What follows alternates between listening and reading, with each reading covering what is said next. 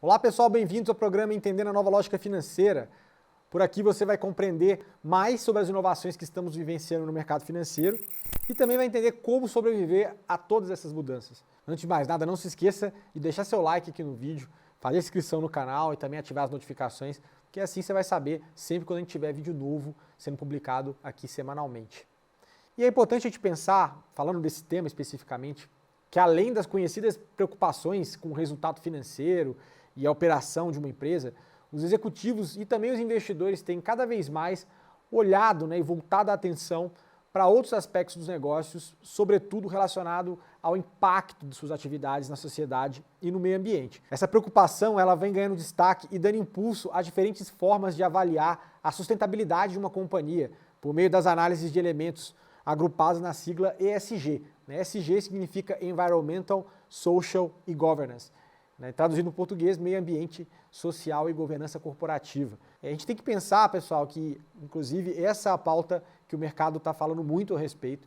E em janeiro de 2020, o Larry Fink, que é CEO e fundador da gestora de investimentos BlackRock, ele falou, enfatizou ali numa carta anual que ele publica, falando do compromisso da empresa em investir em negócios que estejam alinhados com a agenda ESG, e afirmou que a consciência do mercado está mudando muito rapidamente, o que coloca a sociedade à beira de uma mudança estrutural nas finanças, algo que vai levar a gente também a um capitalismo muito mais inclusivo. Naquele mesmo ano, em 2020, a gente viu também o fundo Bridgewater, que foi fundado pelo Rei Dalio, anunciar que vai incorporar nas suas estratégias de investimento modelos de seleção de ativos que estejam mais alinhados com os objetivos de desenvolvimento sustentável das Nações Unidas. Objetivos esses que buscam erradicar a pobreza e combater tanto as desigualdades como também as mudanças climáticas. Um dos executivos responsáveis pela essa iniciativa da Bridgewater chegou a afirmar na época que o investimento sustentável é a principal agenda estratégica da indústria financeira. Essa frase se mostra cada vez mais evidente conforme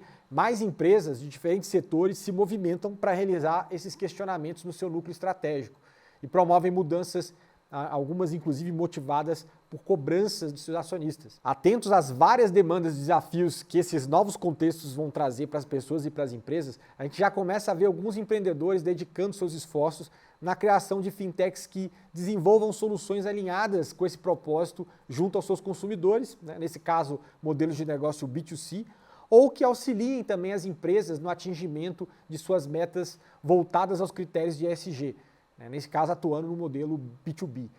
Nesse novo nicho de atuação está sendo chamado internacionalmente de Green Fintech, ou também Sustainable Fintechs, que é uma categoria ainda bastante nova, que deve crescer na esteira dessa virada de chave que a gente está presenciando no mercado como um todo.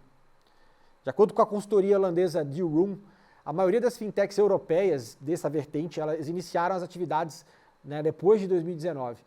E já temos alguns casos interessantes internacionais. Uma dessas empresas, por exemplo, é a Minimum, que é uma Green Fintech britânica, que foi fundada em 2020, e ela é investida pela famosa aceleradora Y Combinator, que já investiu em startups aí como Stripe, Brex, Airbnb e muitas outras. E a Minimum busca revolucionar a maneira como as pessoas podem gerenciar e reduzir os seus impactos de carbono. Isso é feito a partir da utilização do Open Banking para monitoramento da pegada de carbono nas transações financeiras de uma pessoa, que pode ser desde você, por exemplo, comprar um sanduíche, e entender qual que é a pegada de carbono que você está deixando naquela compra específica.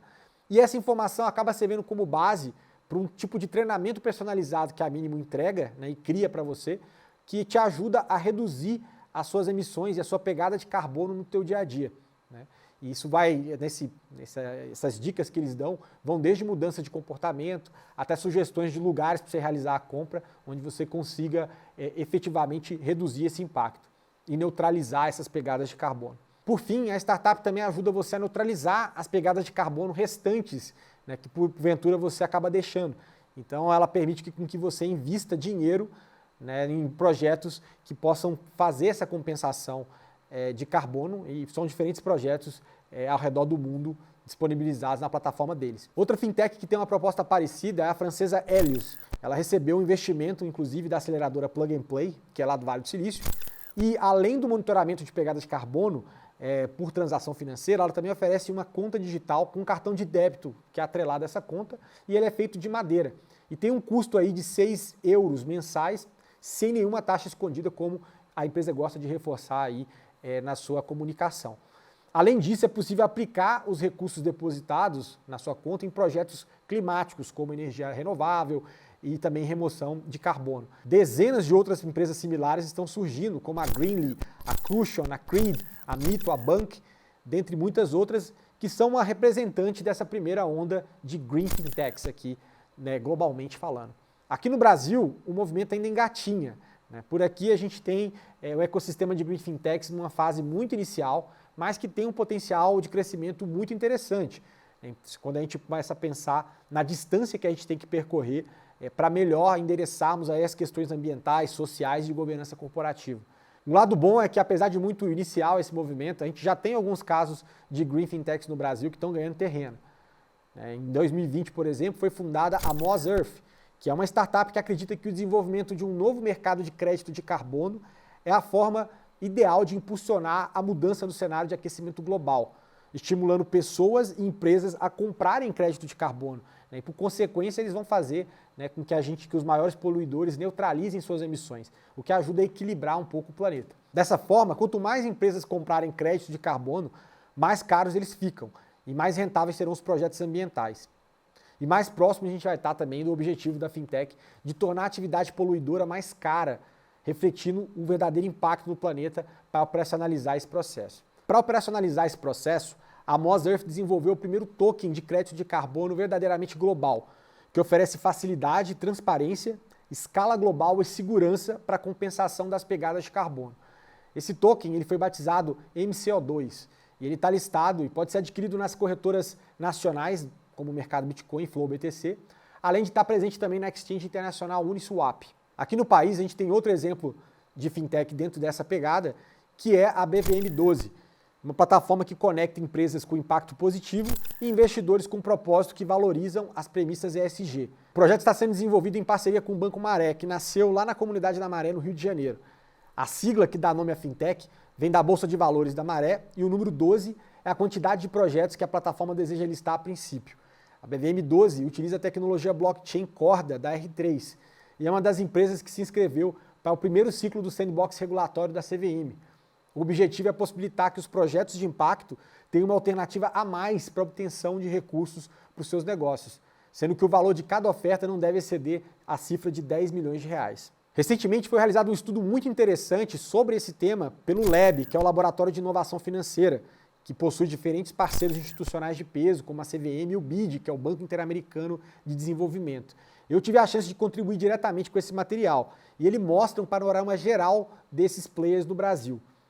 Uma das principais conclusões que foram tiradas desse material é que, por aqui, uma boa parte das fintechs entrevistadas que se encontram no contexto de Sustainable Fintechs são também agri-fintechs, ou seja, na verdade, 1 a cada 3 dentro desse escopo são agri-fintechs. Algo que é bem diferente de países como a Suíça, que é referência nesse tema globalmente. A razão disso pode estar associada a uma questão de vocação regional, visto que o agro é muito significativo aqui e pouco na Suíça. E as startups aqui focadas em agro estão cada vez mais trabalhando também premissas de ESG para melhorar os seus processos e também para dar essa satisfação para o mercado, criando dentro dessa nova consciência que a gente está falando. Lá na Suíça, inclusive, foi criada a Green Fintech Network, que gerou um material muito bom, que contou com diferentes partes interessadas de mercado, como fintechs, reguladores, governo, universidades, para definir quais seriam as políticas que podem impulsionar essa vertical lá no país. Esse material serviu também como base do estudo do Lab e toda a discussão que estamos tendo por aqui. Então a gente acredita muito que no futuro a gente pode ter também várias pessoas, várias partes interessadas sentadas para discutir qual é a agenda evolutiva das Green Sustainable Fintechs por aqui e como cada um pode fazer algo para mudar esse cenário, para melhorar esse cenário. Porque o Brasil, sem dúvida, ele tem muita vocação para poder ter e ser referência global nesse assunto, porque aqui a gente também tem um peso e todos os olhos voltados para a gente, que a gente também tem, enfim, floresta amazônica e vários aspectos sociais também precisam ser endereçados. Porém, pessoal, a gente tem que entender que nem tudo é verde de fato. O conceito é muito interessante, mas devido à novidade que ela se apresenta, é importante a gente estar atento para a gente não cair na armadilha também de confiarmos em algumas empresas que acabam atrelando sua proposta né? Simplesmente a iniciativas isoladas, como você ter um cartão de crédito biodegradável ou algum tipo de discurso que tem um pouco apelo prático, né? E outras ações que podem se enquadrar dentro de um contexto que a gente chama de greenwashing, né? Que é um termo utilizado para iniciativas enganosas, né? De companhias que aparentam estar seguindo um padrão aí, uma diretriz sustentável, né? Mas no final do dia não estão fazendo isso. Para a gente evoluir nesse sentido, o mercado ele vai precisar desenvolver formas para solucionar a falta de confiabilidade nas informações, né, que a gente tem de quem se apresenta como esse player green ou sustainable fintech, melhorar e também criar padronização e comparabilidade de certas informações divulgadas e também as classificações.